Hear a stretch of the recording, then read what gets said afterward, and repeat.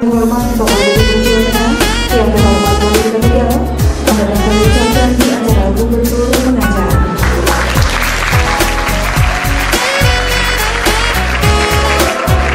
Selamat pagi, salam sejahtera untuk kita semua. Mari dulu Mas. Itu saya kemarin habis undang KPK ke mana? Ke Jawa Tengah. Saya pengen teman-teman nonton film ini dulu, sebentar aja ya. KPK atau Komisi Pemberantasan Korupsi menangkap puluhan koruptor dan telah dijebloskan ke bui. Mereka rata-rata bukan orang sembarangan, ada gubernur, anggota DPR, bupati, bahkan menteri. Dalam menindak korupsi, KPK fokus pada apa yang disebut big fish, pelaku korupsi kelas kakap, tindak korupsi yang merugikan negara dalam jumlah tak terkira, atau dampaknya sangat menyengsarakan masyarakat. Terhadap semua itu, KPK tak pandang bulu. Begitu terendus, semua akan ditindak tegas hingga tuntas. Kemanapun koruptor bersembunyi, akan terus dilacak dan dikejar. KPK tidak pernah main-main. Buktinya, hingga kini setiap tersangka yang ditangani KPK selalu diputus bersalah di pengadilan. Selain untuk mengembalikan sebanyak mungkin duit negara yang sudah dikemplang, itu semua dilakukan untuk menimbulkan efek jera. Biar semua orang berpikir 1000 kali jika mau korupsi. Memang, tak boleh ada kata setengah hati dalam memberantas korupsi. Harus agresif, serius, dan tanpa kompromi. Alasannya, karena korupsi sudah sedemikian parah merusaknya. Dan kita semua adalah korban korupsi. Tengok saja kanan kirimu. Masih banyak anak putus sekolah akibat tingginya biaya pendidikan. Masih berderet pula orang sakit yang harus mengelus dada tak mampu berobat karena mahalnya biaya kesehatan. Anak-anak dengan perut membusung karena malnutrisi, itu akibat korupsi. Ya, korupsi diyakini punya andil besar memperdalam jurang kesengsaraan rakyat. Di sektor sumber daya alam, kong kali kong pengusaha hitam dan pejabat korup makin memiskinkan bangsa ini. Kekayaan alam tergerus habis, meninggalkan kerusakan yang akhirnya harus ditanggung masyarakat. Sektor pangan tak luput dari jarahan para koruptor, membuat ketahanan pangan di negeri yang subur ini melemah. Petani tak berkutik karena tanah pertanian mereka dialihfungsikan menjadi perkebunan atau bahkan perumahan mewah. Sebenarnya usaha memberantas korupsi bukan barang baru. Tapi, sayangnya, badan-badan yang dibentuk silih berganti selalu gagal di tengah jalan. Waktu Orde Lama, pemerintah sudah pernah bikin lembaga anti korupsi juga loh. Nama lembaganya pun canggih, yaitu Panitia Retooling Aparatur Negara dan Komando Tertinggi Retooling Aparat Revolusi. Di zaman Orde Baru, ada tim pemberantasan korupsi, Komisi 4 yang dipimpin Bung Hatta, tokoh proklamator yang dikenal jujur dan berintegritas tinggi, dan juga operasi penertiban atau OPSTIP. Semua lembaga itu tak berumur panjang. Ada saja hambatan yang membuat badan-badan itu akhirnya KO di tengah jalan. Pemberantasan korupsi yang dilakukan dengan cara konvensional ternyata nggak ampuh dan mengalami banyak hambatan. Dari situ, dirasakan perlu metode penegakan hukum yang luar biasa lewat pembentukan lembaga khusus dengan kewenangan luas, independen, bebas dari kekuasaan manapun. Dari sinilah KPK lahir dengan mandat khusus untuk melakukan pemberantasan korupsi. Dengan sejumlah kewenangan yang dimiliki, KPK diamanatkan untuk menuntaskan 5 tugas besar, yaitu melakukan koordinasi, supervisi, monitor, penindakan, dan pencegahan. Satu hal yang ditekankan pada pendirian KPK adalah KPK didesain untuk menjadi pemicu dan pemberdayaan dari institusi pemberantasan korupsi yang telah ada. Istilah kerennya, trigger mechanism. Korupsi tidak bisa dibasmi cuma dengan menangkapi para koruptor. Oleh sebab itu, KPK juga menggarap serius usaha-usaha untuk mencegah korupsi selain upaya penindakan. Bekerja sama dengan banyak institusi, KPK coba mendorong tertutupnya segala lubang kesempatan korupsi. Sudah banyak sekali sistem administrasi dan layanan publik yang dikaji oleh KPK untuk diperbaiki saat ditemukan kelemahan. Jika sistemnya sudah baik, maka dipercaya akan semakin sulitlah celah orang untuk berbuat korup. Kesempatan korupsi juga ditutup melalui transparansi para pejabat negara. Di antaranya dengan kewajiban pelaporan kekayaan milik pejabat dan pelaporan hadiah-hadiah yang diterima oleh pejabat atau yang terkenal dengan istilah gratifikasi. Sehingga korupsi bisa dideteksi dan dicegah sejak awal. Cara lainnya adalah dengan mengikis niat untuk korupsi. KPK mulai coba menanamkan karakter-karakter anti korupsi sejak usia dini. Hingga nantinya diharapkan akan terbangun generasi yang bebas dari korupsi. Upaya pencegahan korupsi adalah sebuah pekerjaan besar, karena harus dilakukan secara konsisten, terus-menerus, dan butuh waktu lama. Namun, ini adalah investasi masa depan untuk mewujudkan Indonesia yang lebih baik. KPK nggak bisa sendirian membuat Indonesia jadi bersih. Perlu usaha bersama demi membentuk bangsa yang punya karakter kuat dan bersih. Sudah terlalu lama negeri kita terpuruk karena korupsi. Selama ini, rakyat Indonesia cuma bisa iri dengan kemajuan dan kesejahteraan negara lain.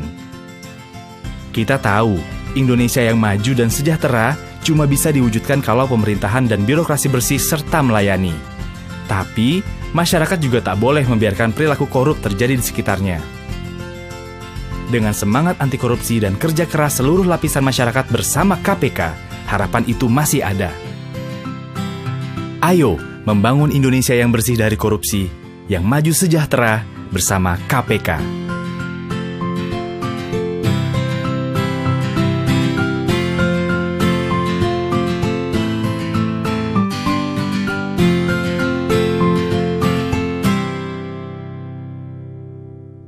Menyimak ya. Satu pasti menarik, karena ada orang yang gambar kok bisa cepat banget ya. Kalau kita melihat gambar itu, apa yang ada di catatan kita? Nah, kamu kalau nonton tadi nah, apa yang terlihat kalau dikirakan? Habis itu nggak boleh ambil duit aku. Oke, waduh bapaknya boleh. Kan posisinya ilegal, jadi dikiranya mau operasi sehingga mungkin takut. Padahal sebenarnya saya ingin ajak dialog untuk memberikan sosialisasi kepada mereka. Karena kemarin saya dilapori juga sedih. Ini kan protesnya sudah lama soal penambangan ilegal begini. Saya tahu rakyat memang butuh mencukupi kebutuhan hidupnya, tapi sisi lain saya ingin ada ya cara-cara baik untuk penambangan. Ya, kalau pemerintah mengatur tata ruangnya baik, harapan kita baik. Ya, biar daya dukung lingkungannya tertata dan mereka yang bekerja di wilayah penambangan ini manfaatnya semuanya banyak kan? Ya, ini miliknya pribadi, tapi tata ruangnya tidak begitu. Ini tata ruang kabupatennya pertanian ya.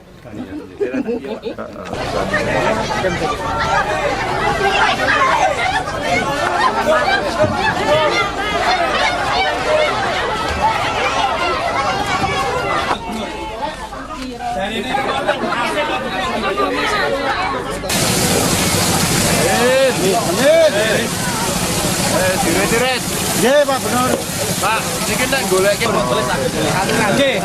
Pakai nek bantuan setiap tahun masuk bantuan terus Pak Yo Gubernur. rasa bantuan mana jenenge ra rampung. Nggih. Mboten Mboten sakit. Nggih, jangan ditanam pipa tapi Yang belum paling kecil air, Pak. Sampun wonten Pak Gubernur, pipane sampun wonten. Pipane Sampun tinggal ngecur Pak. Ini apa nih? Dereng Pak. Apa mencure iki ora ana? Dereng wonten Pak. Iki PDM Demak. Nggih, Pak. Jeboran mboten angsal Pak Gubernur, jeboran. Apa ora itu? Ngapunten nggih, niku mangke Pak Gubernur iki. Kalau dari sisi tahun kan kita pengalamannya sudah lama, bahkan sejak Belanda ya. Terus kemudian kalau sisi percepatan nampaknya kita belum. Nah, fasilitas sebenarnya relatif bagus, cuman butuh diupdate. Maka mungkin perlu kecanggihan-kecanggihan peralatan, penyiapan SDM yang lebih bagus. Karena sebenarnya kalau dari sisi metode kita udah punya keahlian semuanya berkaitan dengan itu. Nah, karena punya semuanya, sekarang tinggal apa yang ada ini kita optimalkan. Saya sudah lihat di dua tempat, baik yang impor di tempatnya di sini maupun yang punya kita sendiri yang tadi kita ya, Indonesia, ya, yang di bawah. Makanya kalau kita melihat dari dua ini, saya pengen itu dihitung aja nanti potensi yang ada untuk kita bisa melakukan sebuah upaya swasembada daging minimal Jawa Tengah. Jawa Tengah sih hari ini sudah cukup ya, relatif sudah cukup. Nah kalau kita sudah itu bisa mempertahankan, kalau kita paksa sedikit lebih tinggi, berapa kontribusi yang bisa kita berikan kepada nasional. Ini yang mau kita inline-kan dengan program nasionalnya. Sehingga daulat pangan khususnya dari sisi daging, sumbernya dari sapi, terus kemudian ada susu, terus kemudian telur, bahkan tadi akan ada kambing ya. Kambing mau kita dorong itu bisa kita penuhi. Setidaknya ya tadi kan memisahkan laki-laki perempuan apa? Sexing yang dilakukan itu bisa ketahuan. Oh, yang berhasil untuk sapi cewek gitu kan. Sapi ceweknya itu nanti bisa kita dorong, nah yang lainnya dipakai untuk yang ceweknya untuk susu, yang cowoknya untuk daging. Nah itu kalau bisa dilakukan, dua-duanya bisa inline.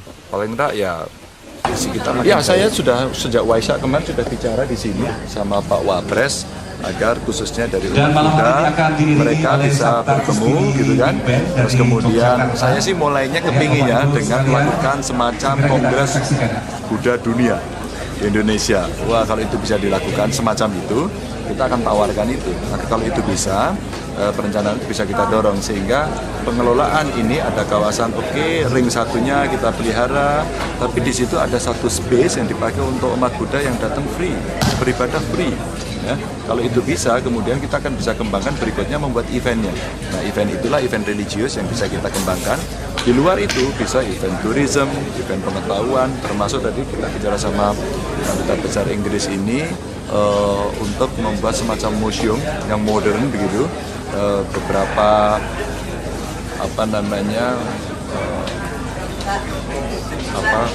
tempat yang bisa dipakai untuk kunjungan bisa kita bangun. Nah kalau itu iya, kita bisa menghitung berapa wisatawan yang potensial untuk hadir.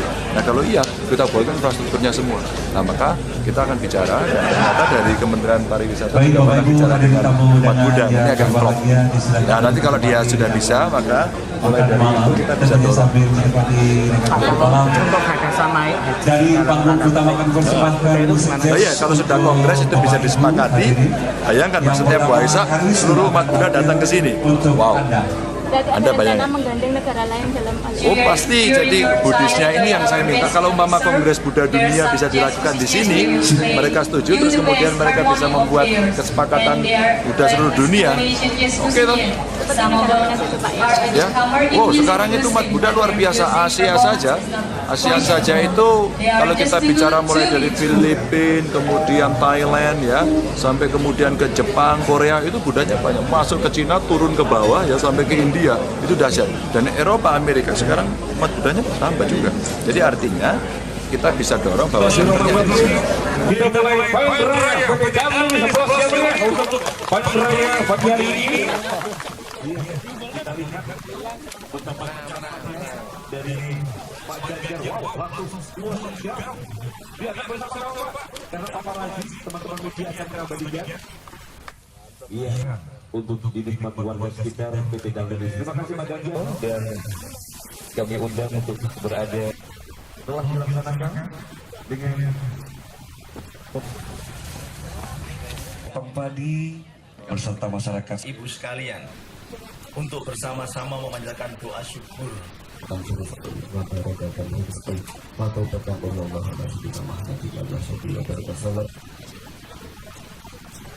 Tunginjang, Bapak Ibu yang hormati, Mengucapkan selamat datang pada Bapak Gubernur Jawa Tengah. Alhamdulillah di Sukarjo. Dan Liris luar biasa, tadi CSR-nya juga sudah dikembangkan. Dan menarik Pak, saya kepingin CSR kita itu diberikan kepada masyarakat yang membutuhkan dan kalau bisa sekaligus produktif. Kalau setiap perusahaan punya CSR, bahkan sudah menganggarkan dalam rancangan anggaran belanjanya setiap tahun, wis pasti. Boleh nggak kami ikut mengarahkan orang jalur duit, mengarahkan saja untuk membina kelompok-kelompok produktif. Pak Gub tadi kan sudah melihat kondisi di desa Madukoro ya Pak ya. Ya. Menurut tanggapan Pak Gub sendiri tentang desa ini gimana Pak? Kalau kita bicara bagaimana mengintegrasikan sebuah cara bertani, maka ini lengkap. Ada hutannya, kemudian ada pertaniannya ya, ada perikanannya. Perikanan. Maka 3 ini bisa dijadikan satu. Yang luar biasa adalah semua mau menjaga hutannya dan hutannya menghasilkan. Berarti juga hasilnya luar biasa. Terus mereka juga punya kelompok-kelompok tani yang bagus, sehingga hampir semua kebutuhan dalam sebuah siklus pertanian ada. Jadi air dia tersedia, pupuk dia buat sendiri, kemudian ikan dia lakukan kolam-kolam begini secara berkelompok, dan itu tentu bagus sekali. Ternaknya juga bagus. Artinya kalau kemudian ini bisa didorong dengan apa yang saya bayangkan itu sebagai desa mandiri menuju desa berdikari itu, harapan kita nanti untuk kebutuhan pangan mereka bisa nggak usah keluar. Dan mereka nanam seluruh tumbuh-tumbuhan yang ada di sini yang dia perlukan itu nggak pakai pupuk-pupuk kimia, semua dengan organik, maka hasilnya luar biasa. Berasnya tadi juga bagus dan dia jual dengan packaging yang bagus dan itu bisa dihasilkan. Ini yang kita harapkan nanti daulat pangan itu tercapai. Justru yang paling ujung itu frontline-nya itu adalah teman-teman yang ada di desa-desa ini. Baik. Nah, peran pemerintah sendiri dalam hal ini mungkin melalui penyuluh ya Pak ya, bagaimana untuk bisa memotivasi daerah lain juga? Ya, penyuluh memotivasi, penyuluh memfasilitasi. Nah, pemerintah sekarang memberikan insentif. Ya, ceritanya tadi panen jagung, hasil dari pembenihan, dan ini banyak varietas-varietas bagus ditanam, berikut hasilnya. Sebenarnya pesan saya simpel aja ya. Ini loh ada produksi yang bisa kita lakukan sendiri, ada varietas-varietas yang bagus, dan ini berasal dari lokalitas yang bagus juga, meskipun juga dicampur dengan yang produk-produk komersil gitu ya. Tapi dengan cara-cara yang benar, dengan cara-cara yang baik, hasilnya juga luar biasa. Nah, sekarang kalau itu bisa diberikan kepada para petani, maka harapan saya ada diseminasi informasi ini dengan baik. Pertanyaan siapa yang melakukan? Ya, bagaimana dia cara melakukan? Ya, siapa yang mendampingi? Ini menurut saya yang perlu dilakukan pendampingan. Peran penyuluh menjadi penting. Jadi hulunya itu di Litbang seperti ini. Hasil ini saya harapkan di-upload semua di seluruh sistem informasi yang kita miliki, sehingga semuanya bisa mendownload itu dengan harapan bahwa dia punya opsi-opsi pilihan-pilihan varietas-varietas yang bagus. Nah, kalau kita melihat hasilnya bagus, itu tingkat hulunya, maka di tengahnya itu bisa didorong oleh mereka yang beraktivitas pertanian. Nah, nanti di tingkat hilirnya dia bisa memproduksi hasil-hasil semacam ini. Nah, hasil ini menurut saya adalah inovasi-inovasi produksi pertanian kita dari semua yang hari ini disiapkan di hulunya. Ini terus kemudian muncul kan? Ini coba disebutkan produk olahan aneka umbi, ubi kayu, ubi jalar, Garut, Ganyong, Suwek, Kimpul, Talas, kayu jati. Ini yang menarik, Pak Panglima TNI kemarin ngomong, dalam menjaga perbatasan kalau negara sebelah negosiasinya sulit, mereka dorong-dorong patok ke tempat kita, cabut. Artinya apa? Sebuah ketegasan. Nah, hari ini pasukan dikirim ke perbatasan di Kalimantan Timur, saya kira tepatnya di Kalimantan Utara, maka kita harapkan kedaulatan negara terjaga betul. Ada yang menarik dari beberapa hal, tentu setiap penugasan akan membawa prestasi dan akan mendapat catatan. Tapi pada sisi lain keluarga ditinggal. Maka inilah sebuah tradisi di ketentaraan yang lahir batinnya itu diberikan kepada negara. Maka pada saat ini satu yang menarik adalah ini pejabat sipilnya disuruh menjadi inspektur upacara. Jadi kita merasa memiliki bahwa ini bukan miliknya TNI, ini miliknya rakyat. Jadi representasi itu diwujudkan di sini dan kita harapkan mereka nanti kurang lebih 9 bulan, kotornya 9 tahun begitu, mereka akan bisa melaksanakan tugas baik. Nah, kita doakanlah mereka bisa baik dan kita minta tegas. Bahkan beberapa di antaranya ada tugas-tugas sipil yang harus dikerjakan, yaitu observasi, monitoring terhadap kondisi daerah. Kemarin dari beberapa yang sudah dilaporkan ke saya, mereka menemukan mereka yang tidak bisa mendapatkan sekolah pendidikan atau akses sekolahan. Mereka juga tidak bisa mendapatkan akses kesehatan. Justru dari pasukan-pasukan di perbatasan ini ditemukan hal demikian. Inilah tugas yang menurut saya sangat bagus sekali dalam melihat kondisi-kondisi di remote area.